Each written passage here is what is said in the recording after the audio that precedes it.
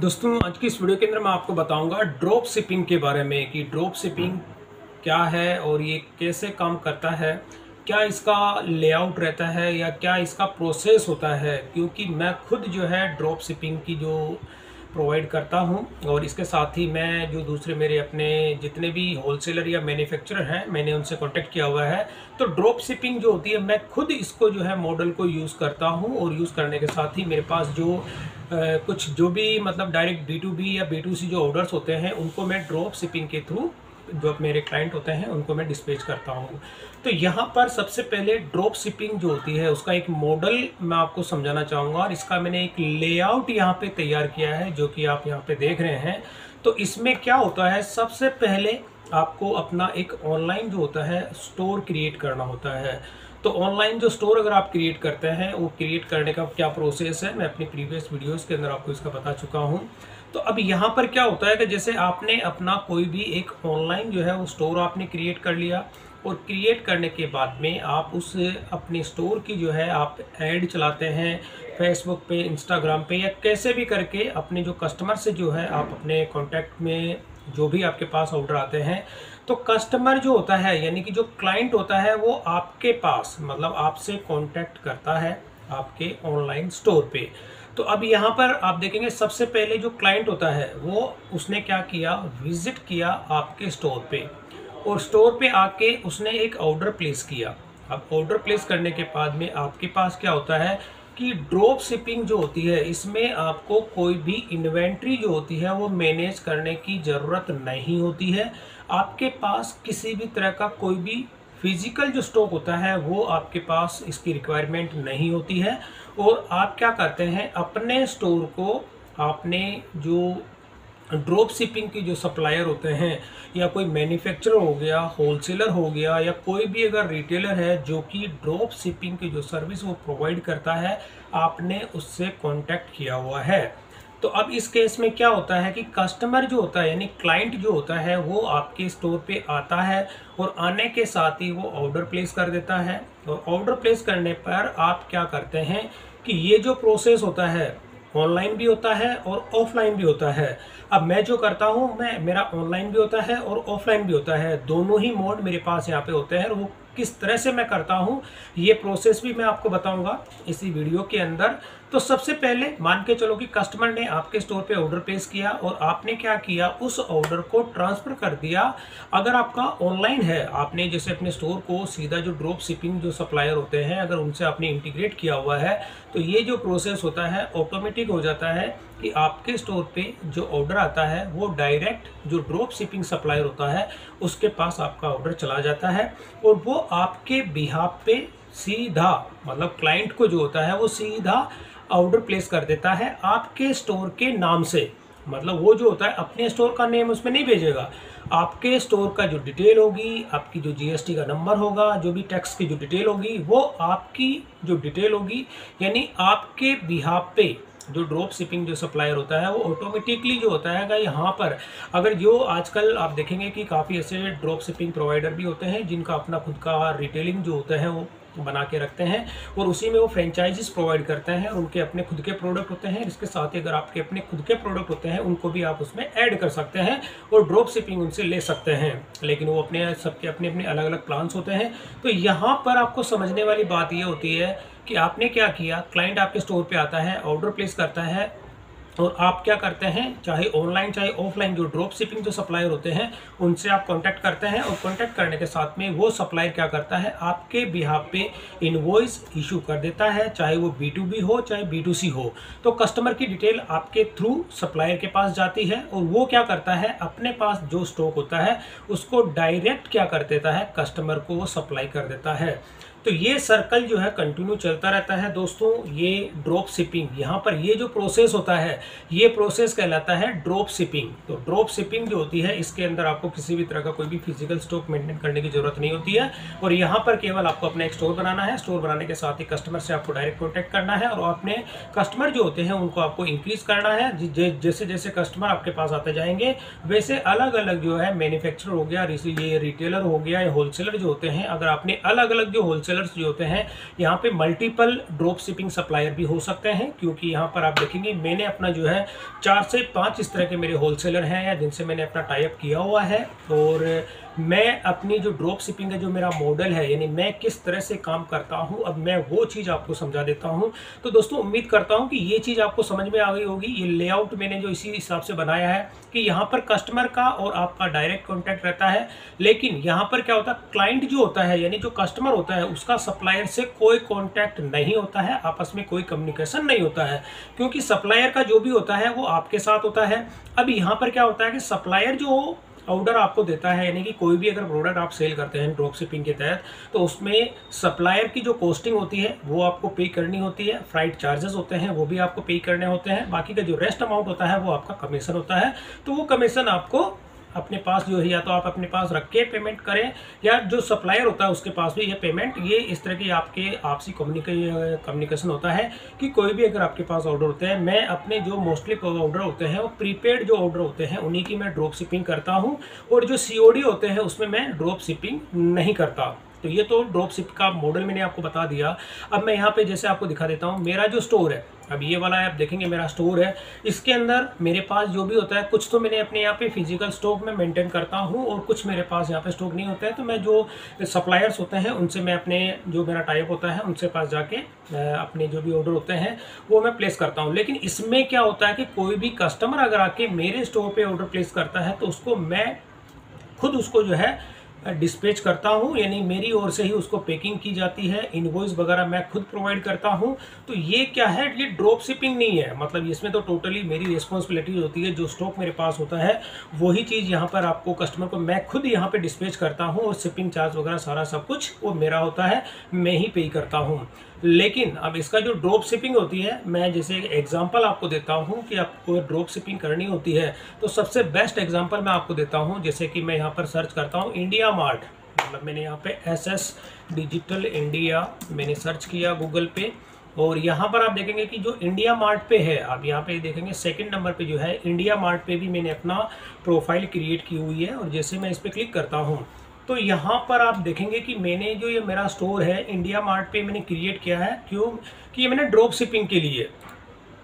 तो ये वाला जो मेरा मेन टारगेट होता है कि यहाँ पर इंडिया मार्ट के थ्रू जो होता है आपको एक प्लेटफॉर्म की जो है रिक्वायरमेंट होती है। तो मैंने ड्रॉप शिपिंग के अंदर आपको बताया था कि आपको एक अपना ऑनलाइन जो है वो स्टोर क्रिएट करना है। तो यहाँ पर आप देखेंगे कि मैंने जो आपको डायग्राम बताया था कि ऑनलाइन स्टोर, अब ऑनलाइन स्टोर आप कैसे क्रिएट करेंगे, तो जिसमें कि कस्टमर का थोड़ा सा ट्रस्ट भी बने। तो यहाँ पर ये मैं अपने स्टोर की बात नहीं कर रहा, मैं इंडिया मार्ट पे मैंने अपना एक स्टोर बना रखा। आप देखेंगे ये वाला इंडिया मार्ट पे मैंने अपना SS डिजिटल इंडिया के नाम से अपना स्टोर क्रिएट किया हुआ है, और इसमें मैंने कुछ मेरे जो सेलेक्टेड प्रोडक्ट है, ज़्यादा प्रोडक्ट तो मैंने ऐड नहीं किए, लेकिन अप्रॉक्स आप मान के चलिए इसमें कि 30 से 40 प्रोडक्ट मैंने इसमें ऐड किए हुए हैं। अब इसमें जैसे फर्स्ट नंबर का ये प्रोडक्ट है, इसी को मैं ले लेता हूँ। तो ये वाला जो प्रोडक्ट है आप देख रहे हैं कि मैंने यहाँ पे क्वांटिटी इसकी डाली हुई 220 रुपये,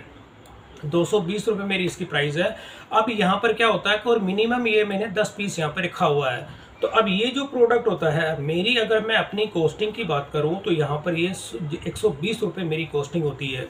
तो 120 रुपये सिंगल पीस जो होती है मेरी यहाँ पे अपनी कॉस्टिंग होती है। अब इसमें मान के चलो कि कस्टमर मेरे से कांटेक्ट करता है, इस प्रोडक्ट को मैं जैसे कुछ मेरे पास स्टॉक है इसका 20-30 पीस मैं अपने पास रखता हूँ, लेकिन अगर मेरे पास रिक्वायरमेंट ज़्यादा की आती है, कस्टमर ये कहता है कि मेरे को इसके 100 पीस चाहिए या इसके 500 पीस चाहिए, तो मेरे पास वो स्टॉक भी अवेलेबल रहता है, क्योंकि जो इसका मैन्युफैक्चरर है या होलसेलर है उनसे मेरा डायरेक्ट कॉन्टैक्ट है। अब मान के चलो कि फॉर एग्जांपल कस्टमर का यहाँ पर जो है ऑर्डर मेरे को आता है इंडिया मार्ट के थ्रू, और वो रिक्वायरमेंट करता है कि मेरे को इसके 50 पीस की रिक्वायरमेंट है। तो अब 50 पीस की जो रिक्वायरमेंट होती है दोस्तों, तो यहाँ पर क्या होता है कि मैं इसको सेल कर रहा हूँ 220 रुपये की। अब 220 के हिसाब से ही मेरे पास जो ऑर्डर रिसीव होता है, और मेरी अपनी कॉस्टिंग इसके अंदर है दोस्तों 120 रुपये की। तो एक पे यानी कि एक जो पीस सिंगल पीस की मैं बात कर रहा हूँ यहाँ पे, तो अगर मान के चलो कि मेरे पास 50 पीस का ऑर्डर आता है,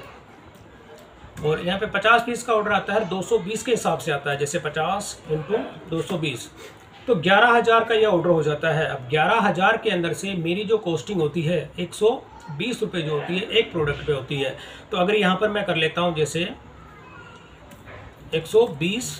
× 50, तो मेरी कॉस्टिंग इसमें 6,000 की है। अब 6,000 रुपये क्या करना है मुझे, जो मेरा सप्लायर है जिससे मेरा कॉन्टैक्ट है वो 6,000 रुपये तो उसको मैं पे करूंगा, और पे करने के साथ ही अब यहाँ पर मैं उसको कहूँगा कि भाई इसका जो फ्राइट चार्ज है, अब फ्राइट चार्ज का मतलब जैसे 500 रुपये कोरियर चार्ज होती है वो मुझे इसमें पे करनी है। तो यहाँ पर मैं जो कस्टमर जो होता है जो मुझसे डील करता है, यानी कि जो कस्टमर होता है मेरे पास आता है, तो इसके लिए मैं कह देता हूँ भाई 220 रुपये है। तो ये तो पर पीस की यहाँ पे क्वांटिटी हो जाती है, और ये quantity 10 piece 20 piece 50 piece 100 piece उसके हिसाब से ऊपर नीचे भी हो सकती है, बार्गेनिंग कर सकते हैं। लेकिन यहाँ पर एक एग्जाम्पल मैं आपको दे रहा हूँ। तो अगर जैसे फॉर एग्जांपल इसमें क्या होता है कि कस्टमर जो है 500 रुपये इसमें फ्राइट चार्ज पे कर देता है। तो अब यहाँ पर क्या होता है कि 6,000 तो मेरी अपनी कॉस्टिंग है, और प्लस यहाँ पे 500 रुपये मैंने उसकी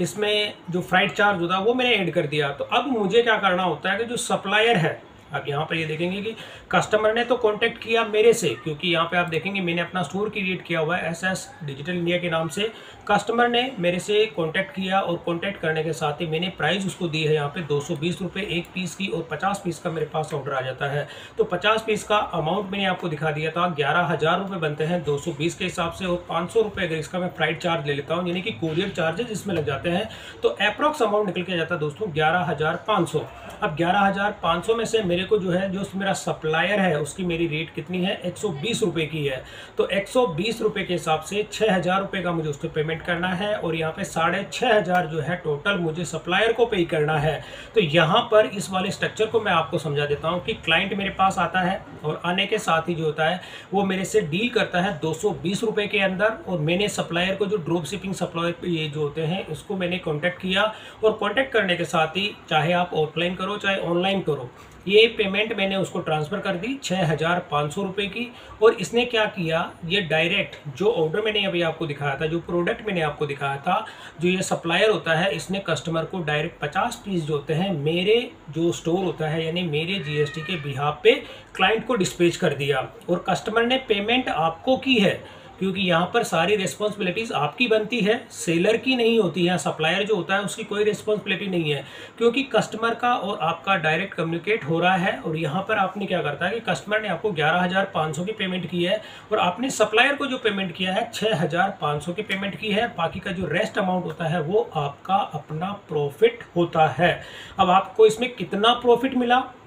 प्रॉफिट की मैं सीधी सी बात करूँ तो यहाँ पर आप देखेंगे 11,000, मैंने 11,000 का अमाउंट आपको दिखाया था, इसमें से माइनस 6,500 आपने क्या किया सप्लायर को पे कर दिया, तो 4,500 रुपये, यानी कि आपको यहाँ पर मेरे को अगर ये 50 पीस की क्वांटिटी के अंदर जो होती है ऑर्डर मेरे को यहाँ पे इसी तरह से होता है, तो मैंने क्या किया अपना एक स्टोर क्रिएट कर लिया, और स्टोर क्रिएट करने के साथ ही मैंने सीधा जो सप्लायर होता है उसके पास या मैन्युफैक्चरर होता है उनसे भी आप कॉन्टैक्ट कर सकते हैं। तो इस तरह से आपको जो है स्टॉक मेंटेन नहीं करना होता है, और फिजिकल स्टॉक मेंटेन करने की रिक्वायरमेंट नहीं होती है। यहाँ पर अगर कोई आपका B2B इनवॉइस भी होता है, चाहे B2B हो चाहे B2C हो, जो सप्लायर होता है जो मैन्युफैक्चरर होता है जिनसे आपने कॉन्टैक्ट किया हुआ है, उनसे आप डायरेक्ट इस तरह के जो प्रोडक्ट होते हैं वो इंडिया मार्ट पे अपलोड करके, या इसके अलावा और भी काफ़ी जो इसे प्लेटफॉर्म है जो आपको मिल जाएंगे। लेकिन मैंने एक एग्जांपल दोस्तों आपके सामने यहाँ पे रखा है, क्योंकि मैं अपने जो इंडिया मार्ट के थ्रू मेरे पास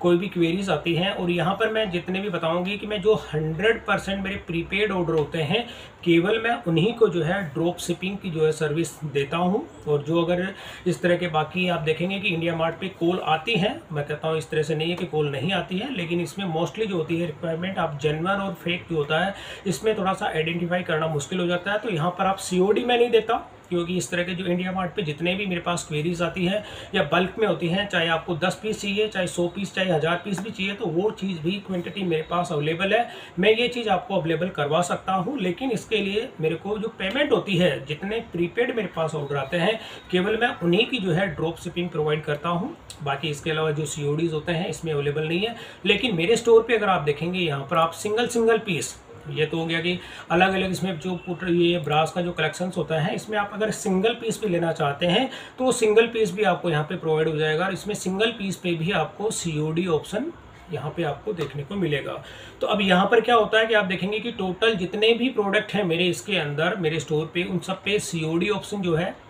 मैंने अवेलेबल है यहाँ पे, और अब इसके साथ ही जो इंटरनेशनल जो ऑर्डर्स होते हैं वो भी मैं एक्सेप्ट करता हूँ, और यहाँ पे इंडिया के अलावा जो वर्ल्ड वाइड कोई से भी जो मेरे पास ऑर्डर ऐसे होते हैं उनको मैं डिस्पैच करता हूँ, क्योंकि मेरे इस स्टोर पे जो है इंटरनेशनल शिपिंग भी स्टार्ट है, इसके साथ ही इंटरनेशनल जो पेमेंट होता है वो भी मैं एक्सेप्ट करता हूँ। तो दोस्तों ये था कि ड्रॉप शिपिंग का जो मेथड था, जो इसमें प्रोसीजर होता है, बस यहीं पर आपको ये थोड़ा सा लेआउट मैंने थोड़ा समझाने की कोशिश की है कि जो ड्रॉप शिपिंग जो होती है रियलिटी में कैसे काम करती है, उसका मैंने आपको एग्जांपल समझा दिया। और यहाँ पर ये लेआउट भी होता है, ड्रॉप शिपिंग का पूरा स्ट्रक्चर मैंने आपको समझा दिया। तो दोस्तों उम्मीद करता हूँ कि ड्रॉप शिपिंग से रिलेटेड जो भी आपके कॉन्सेप्ट थे या क्वेरीज थी वो रिजोल्व हो गई होगी। अगर फिर भी आपको लगता है कि ड्रॉप शिपिंग के अंदर किसी भी तरह की कोई भी क्वेरीज अगर आपकी रहती है तो कमेंट सेक्शन में मुझे ज़रूर बताएं। तो जो भी आपकी क्वेरीज रहेगी उनको मैं रिजोल्व करने की कोशिश करूंगा। तो दोस्तों वीडियो पसंद आई तो इसे लाइक और शेयर जरूर करें और मेरे चैनल को सब्सक्राइब करना ना भूलें।